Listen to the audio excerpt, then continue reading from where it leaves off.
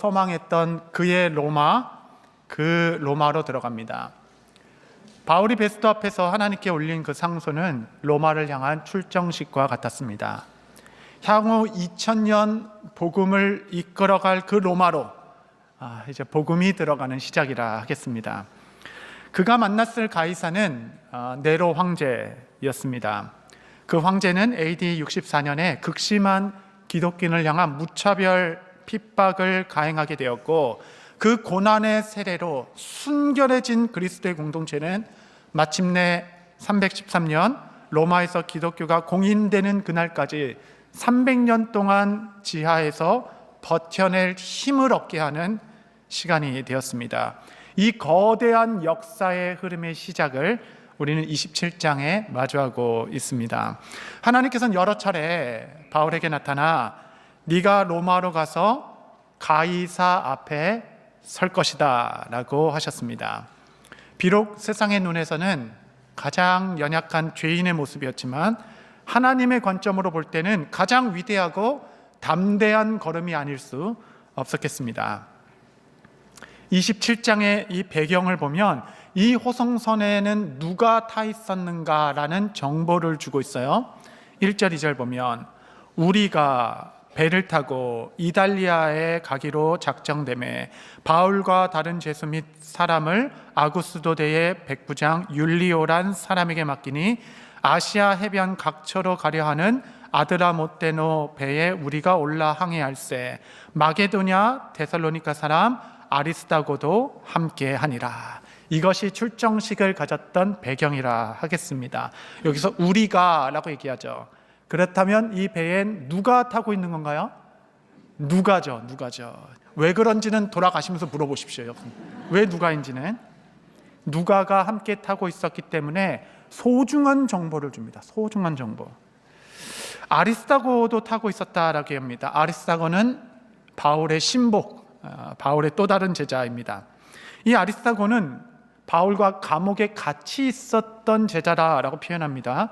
골로새서 4장 10절에 보면 나와 함께 갇힌 아리스다고도 와 바나바의 생질 마가와 이 마가에 대해서 너희가 명을 받았음에 그가 이르거든 영접하라. 마가, 유수도, 에바브라 이런 제자들이 나오는데 그들은 다 바울을 방문했던 자입니다. 오직 아리스다고는 옥중 동역자로 가장 가까이서 바울을 섬기며 우리가 새벽마다 하는 그 영광스러운 에베소서 또 빌립보서 이 골로새서의 말씀을 적을 때 그 영광 가운데 함께 했던 옥중 제자 동역자 아리스다고 여러분 기억해 주시면 감사하겠습니다. 이 배에는 책의 저자 누가가 타 있었기 때문에 당시 유라굴로 폭풍 가운데 있었던 일들은 아주 자세히 묘사되어 있습니다.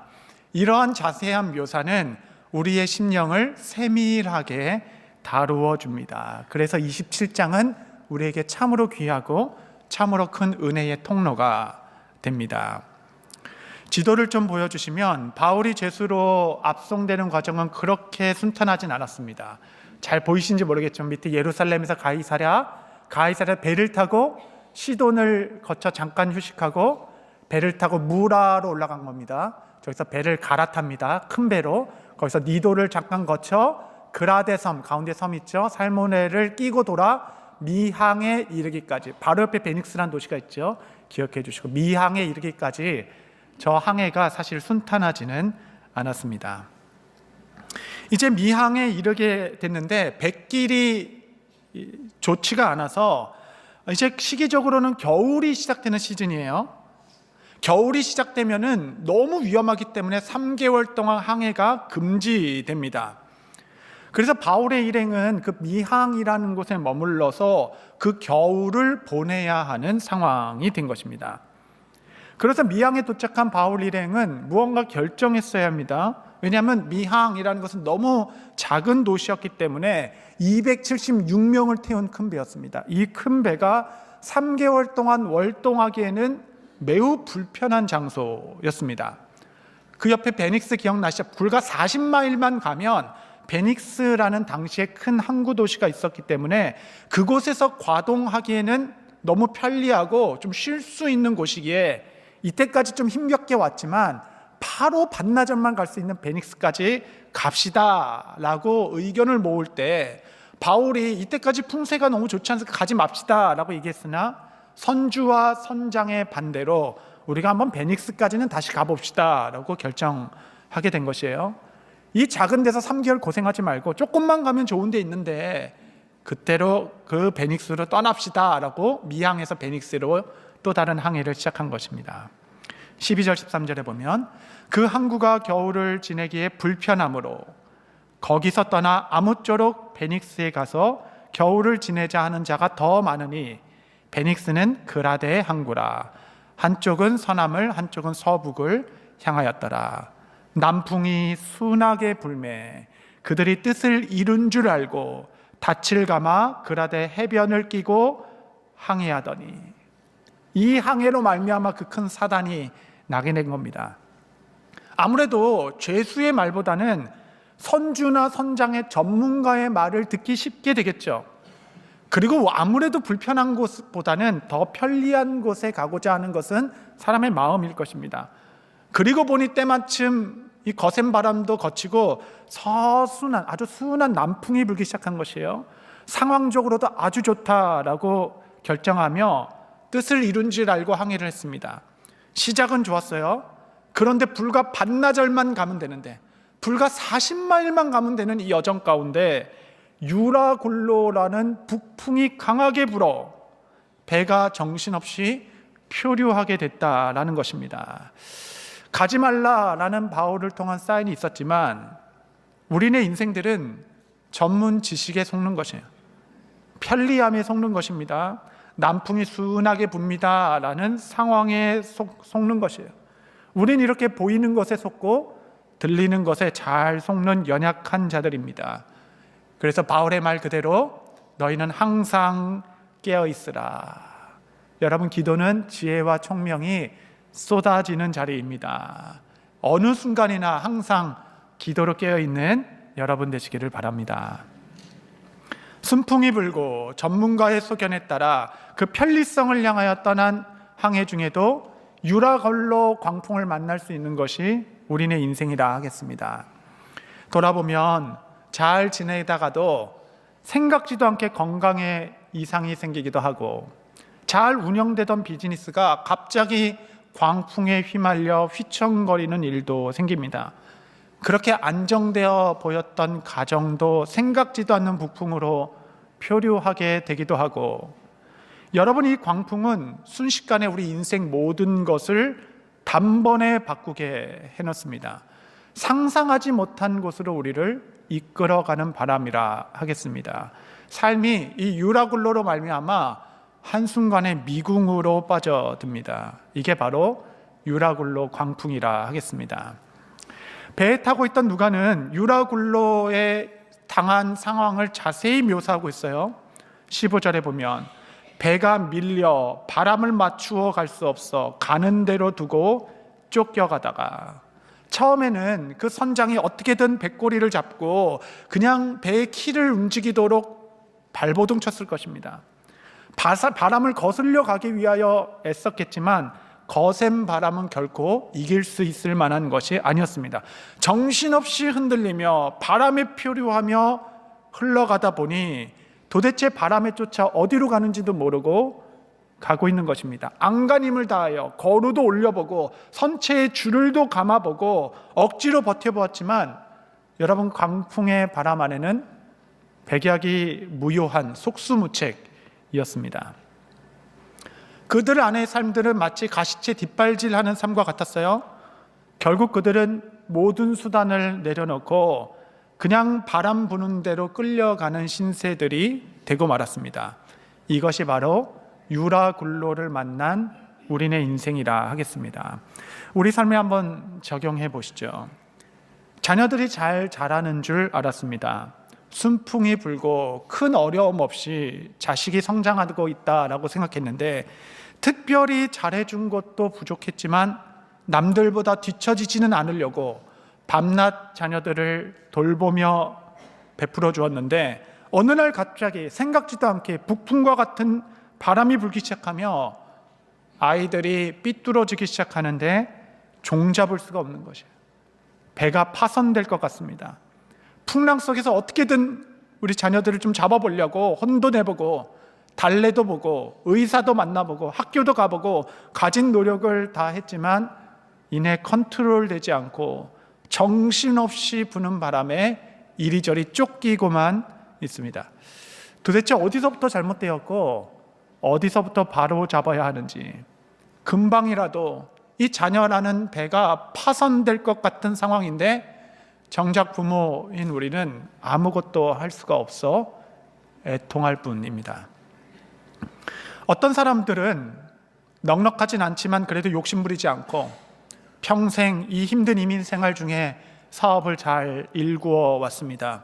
그런데 갑자기 경제가 출렁이기 시작하면서 광풍이 불기 시작하여 정신없이 필요하기 시작하는데 도무지 키를 잡고 상황을 헤쳐나갈 만한 지경이 아니었습니다.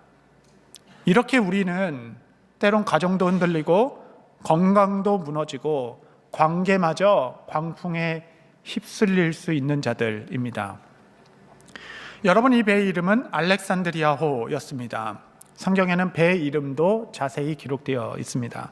300명이나 태울 수 있는 당시에는 거대한 선박이었습니다. 이 거대한 배가 항구에 정박해 있을 때는 매우 믿음직해 보였을 것이에요. 이것은 큰 배였습니다.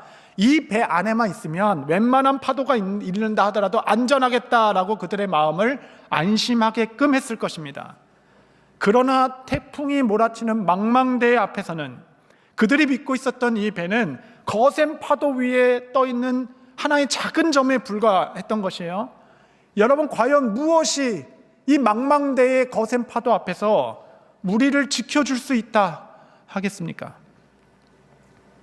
당시 상황이 얼마나 급했는지 18절에 보면 우리가 풍랑으로 심히 애쓰다가 이튿날 사공들이 짐을 바다에 풀어버리고, 어떻게든지 몸을 하려고 애쓰다가 결국 하게 된 것은 그들의 무거운 짐들을 바다 위에 던지는 것입니다.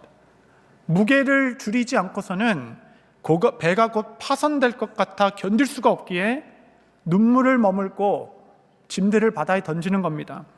여러분, 이 배는 죄수, 호송, 이송선이 아니었습니다. 당시는 276명이 타고 있었는데 그들은 상인들이었고 여행객들이었으며 권력자들이었고 군인이었으며 죄수였습니다. 각계각층의 사람들이 여러 가지 이유로 지중해를 건너고자 배를 탔겠죠.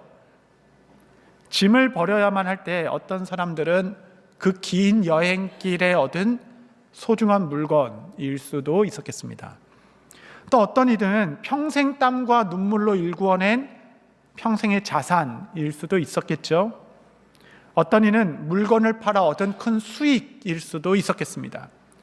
이처럼 유라굴로는 나름 나의 인생의 결과로 쌓아난 모든 것을 바다에 던지게 하는 태풍입니다. 정말 던지고 싶지 않은데 이 짐을 붙들고서는 도무지 이 풍랑 속에 살 수 있는 길이 없기 때문에 어떤 이는 이 풍랑 가운데 자존심을 던지는 겁니다. 자존심. 이 상황을 버티기 위해서는 이 자존심을 붙들고는 도저히 살 수가 없기 때문에 자존심까지도 바다에 던지기도 하고, 어떤 이는 꿈을 던지는 겁니다. 한때는 나를 뜨겁게 하였던 나의 꿈을 바다에 던지게 하는 것. 여러분, 이게 바로 유라굴로입니다. 내 삶의 가장 중요한 것을 바다에 던질 때 고통이란 마치 종이를 양면 테이프에 붙여놓은 것과 같다. 저는 이렇게 얘기하고 싶어요. 양면 테이프를 종이 2개 딱 붙여놓으면 이것을 떼때 깨끗하게 떨어지는 법이 없습니다. 종이가 쫙 찢겨나가죠. 종이가 찢겨나가는 것만큼 내 마음도 함께 찢기는 듯합니다. 단순한 흠집 정도가 아니라 내 삶의 존재 일부가 잘라져 나가는 것 같은 아픔을 우리는 경험하죠. 이 유라굴로를 만난 이 상황적 묘사를 보십시오. 27장 20절에 보면 여러 날 동안 해도 별도 보이지 아니하고 큰 풍랑이 그대로 있음에 구원의 여망마저 없어졌더라. 여러 날 동안 낮에 햇빛도 보이지 않고 밤의 별도 보이지 않습니다.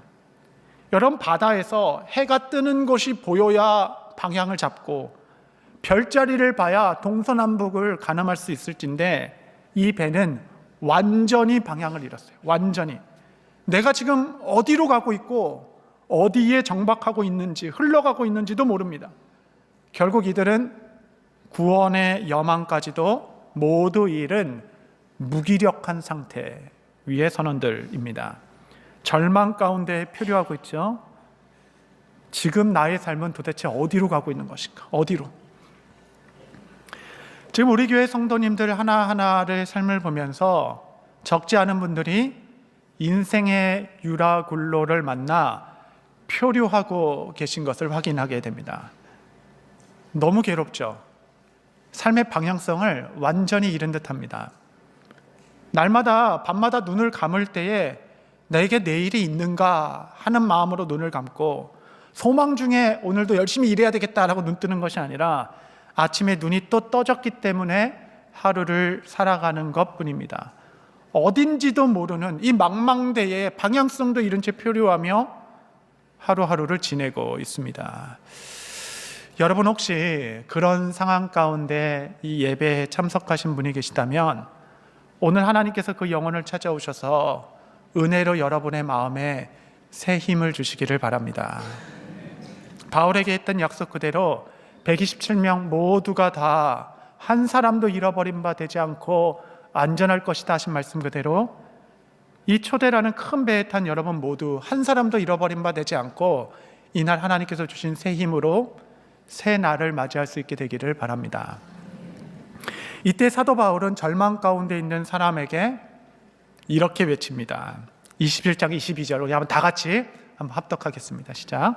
내가 너희를 권하노니 이제는 안심하라. 너희 중 아무도 생명에는 아무런 손상이 없겠고 오직 배뿐이리라. 아멘.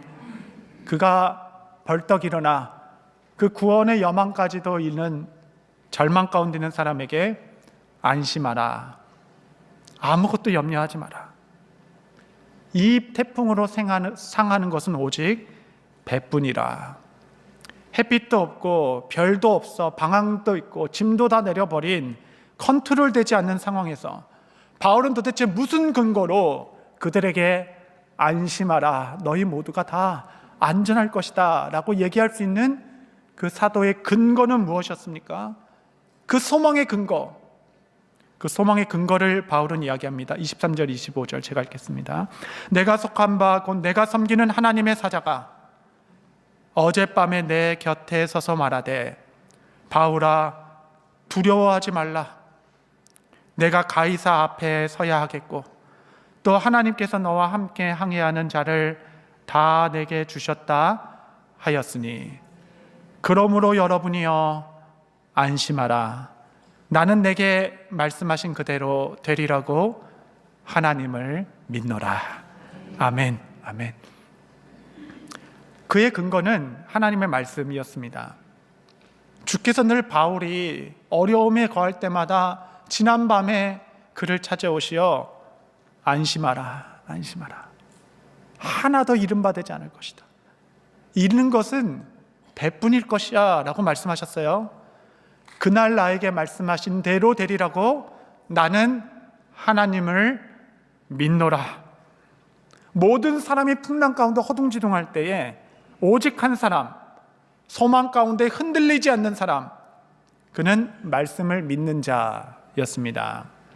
폭풍 중에도 소망을 잃지 않는 유일한 사람은 나는 지난밤 하나님께서 내게 하신 그 말씀을 믿는 자라고 기록하고 있습니다. 인생의 순간마다 하나님께서는 바울을 찾아오셔서 두려워하지 말라. 너의 인생이 결코 여기서 끝나지 않는다. 너의 약속은 아직 이루어지지 않았어 라고 붙들어 주셨죠. 하나님께서는 절망 중에 있는 자들에게 늘 말씀을 주십니다. 이 말씀은 빛도 별빛도 없는 그 절망의 사람들을 비추는 소망의 빛이 된 것입니다. 여러분, 정말 이제 우리의 기도가 어려움 가운데 고도로 올라갈 때, 가장 높은 고도로 올라갈 때 여러분 아마 경험하셨을 겁니다. 더 이상 문제 해결을 위하여 기도할 하지 않게 됩니다. 내가 문제 해결을 위하여 기도할 때는 아직 내 삶에 여유가 있다라는 뜻이에요. 궁극의 기도, 가장 높은 기도는 이제 주님 앞에 서서 주님, 내게 말씀만 하옵소서, 한마디의 말씀만 하시옵소서, 그 말씀으로 내가 살겠나이다 고백하게 되죠. 주님 말씀만 하시면 내 종이 낫겠나이다 이야기했던 백부장의 믿음과 같이 그런 기도가 올려지게 되는 것입니다. 저는 청년일 때 가나 혼인잔치 요한복음 2장 말씀을 읽으며 이 물같은 인생, 길을 잃은 우리의 가정에도 주께서 말씀하시면 포도주로 변화되리니 주님 저에게도 말씀해 주시고 우리 가정에게도 말씀해 주셔서 정말 포도주와 같이 새롭게 되게 해 주십시오. 새롭게. 주님의 말씀 한마디면 정말 땅과 하늘이 요동하고 이 물이 변하여 포도주가 된다라고 말씀하셨사오니 주님 한마디만 말씀해 주십시오. 저는 그 간절한 기도의 밤, 아무도 없었던 그 텅 빈 예배당에서 눈물의 기도의 밤을 잊지 못합니다. 그 밤은 평생 저희 목회를 지켜주는 은혜의 밤이 되었고 기도의 밤이 되었습니다. 여러분, 누구에게나 이 기도의 밤은 필요한 것이에요. 하나님께서는 그 종에게 바울아 안심하라, 너는 로마까지 가이사 앞에 서야 할 것이다 말씀하셨죠. 사실 그 배는 길을 잃고 표류하는 것 같지만 그 유라굴로 태풍 속은 하나님의 보호와 임재로 충만한 곳이었습니다.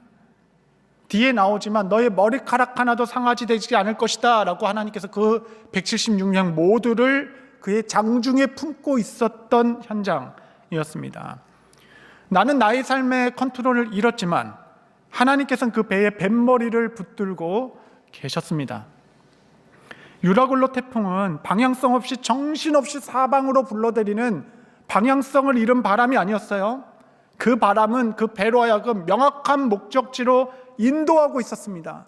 그 목적지가 바로 멜리데라는 작은 섬이었습니다. 멜리데는 그들의 계획이 없었던 곳이었어요. 나의 항해 일지에는 없었던 목적지였습니다. 전혀 계획하지 않았고 그런 섬이 있는 것조차도 모를 수 있었을 것입니다. 유라굴로는 내 인생의 배를 전혀 상상하지도 못했던 곳으로 이끌어갑니다. 그런데 그 멜리데 섬에 도착해 보니 그 땅의 원주민들은 모두 복음을 받기로 택정된 자들이었고 그로 말미암아 그 섬 전체가 복음을 받아들이는 역사를 이루게 되었습니다. 폭풍 한가운데 여러분 기대하십시오. 이 폭풍이 여러분으로 하여금 결코 갈 수 없는 그 약속의 땅으로 이끌어가게 될 것입니다. 여러분은 종국의 그 멜리데 섬에 서게 될 것입니다. 그러므로 성도님들 안심하십시오. 이 태풍으로 인하여 상하는 것은 오직 배뿐일 것입니다. 우리가 유라굴로를 만나 땅에 던졌던, 바다에 던졌던 모든 짐들이 있죠. 그 짐들, 하나님께서 그 짐들을 여러분에게 다시 돌려주시게 되실 것입니다.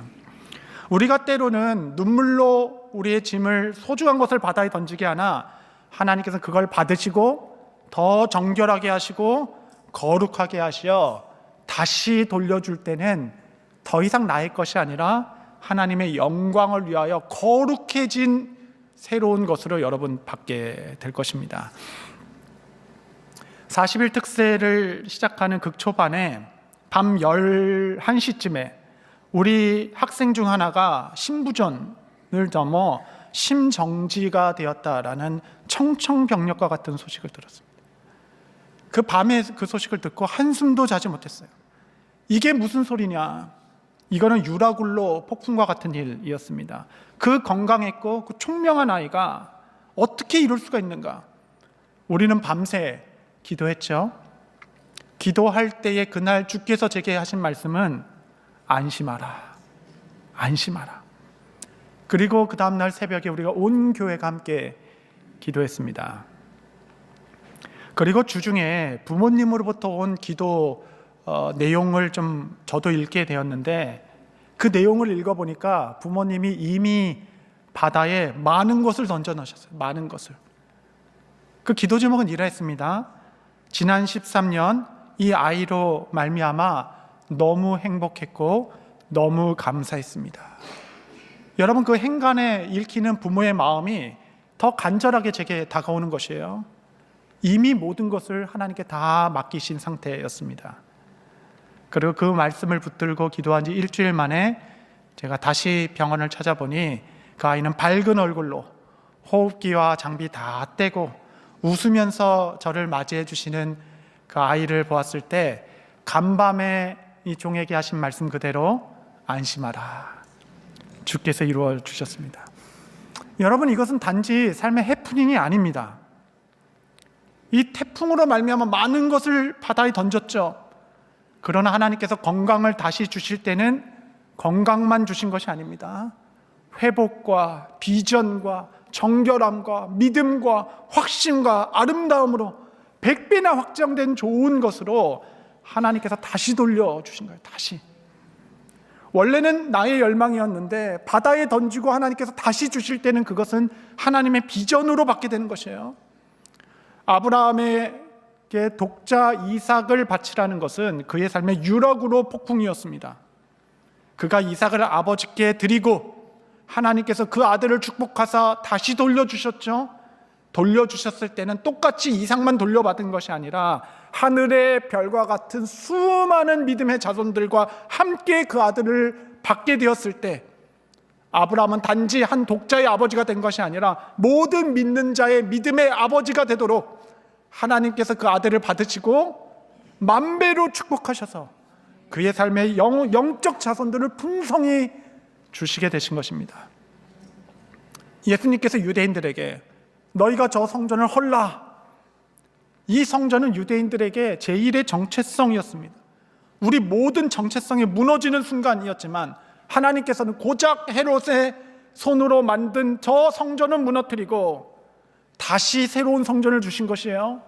그것은 그리스도의 몸으로 세운 성전, 공동체로서의 성전, 우리가 성전이 되어 하나님께서 우리 안에 거하신다라고 얘기하는 어마어마한 축복. 여러분, 주께서 우리 가운데 무엇을 달라 하셨을 때는 그것을 축복하시어 다시 돌려주십니다. 다시 돌려줄 때는 비로소 여러분은 하나님의 사람이 되어 있을 것이에요. 하나님의 꿈의 사람이 되어 있을 것입니다. 유라글로는 우리의 자존심을 버리게 하지만 하나님은 존귀함으로 돌려주시는 거예요. 폭풍 속에 눈물로 던져놨던 나의 꿈은 이내 비전이 되어 하나님의 꿈이 되어 내게 돌려주시는 것입니다. 안심하라, 너가 이룰 것은 배뿐이라 말씀하시는 거죠. 다윗에게는 믿음이 하나 있었습니다. 그 믿음은 나는 하나님의 사랑받는 자녀다라는 믿음이었어요. 그러므로 다윗에게는 어떤 믿음이 있었냐면 하나님은 나의 눈물을 소중히 보신다. 다른 사람들은 나의 눈물을 거들떠도 보지 않지만 하나님은 나의 눈물을 귀중히 보신다라는 믿음이 있었습니다. 시편 56편 8절 우리 한번 같이 읽도록 하겠습니다. 시작. 나의 유리함을 주께서 계수하셨사오니 나의 눈물을 주의 병에 담으소서. 이것이 주의 책에 기록되지 아니하였나이까. 다윗은 주님 앞에 서서 주님, 나의 유리함을 계수하고 계시죠? 이 날짜 다 세고 계시죠? 나의 눈물을 주의 병에 담으소서. 이 눈물 잊지 말아 주십시오.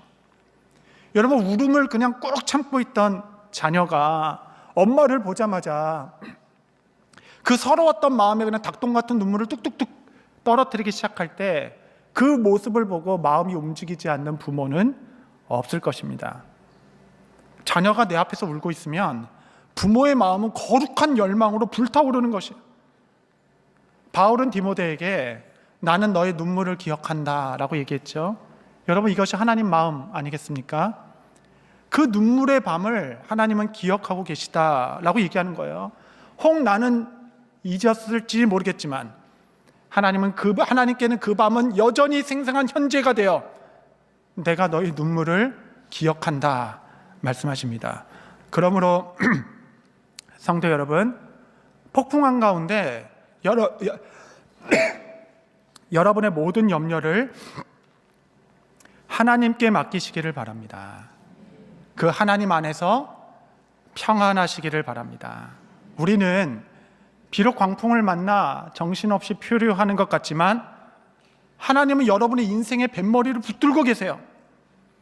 눈물로 버렸던 모든 것들을 정결하게 하여 하나님의 꿈과 비전으로 다시 여러분에게 돌려드릴 때는 여러분은 비전의 사람으로 서게 될 것입니다. 말씀을 정리하겠습니다. 성도 여러분, 유라굴로 광풍은 삶의 끝이 아닙니다. 이것은 하나님의 백성을 무너뜨리는 바람이 아니라 우리를 그 멜리드의 약속의 땅으로 이끌어가는 인도의 바람일 것입니다. 우리의 계획은 무너졌으나 하나님의 계획은 단 한치도 흔들린 바가 없습니다. 유한한 인간들에게 이 두려움은 숙명과 같은 일인데 그 두려움을 이기는 자들이 나오는 것이에요. 그것은 폭풍 가운데서도 주의 말씀을 믿는 자, 주의 말씀을 받은 자, 그 받은 자는 두려움을 이기는 것입니다. 사도행전 27장 25절 함께 읽겠습니다. 시작. 그러므로 여러분이여 안심하라.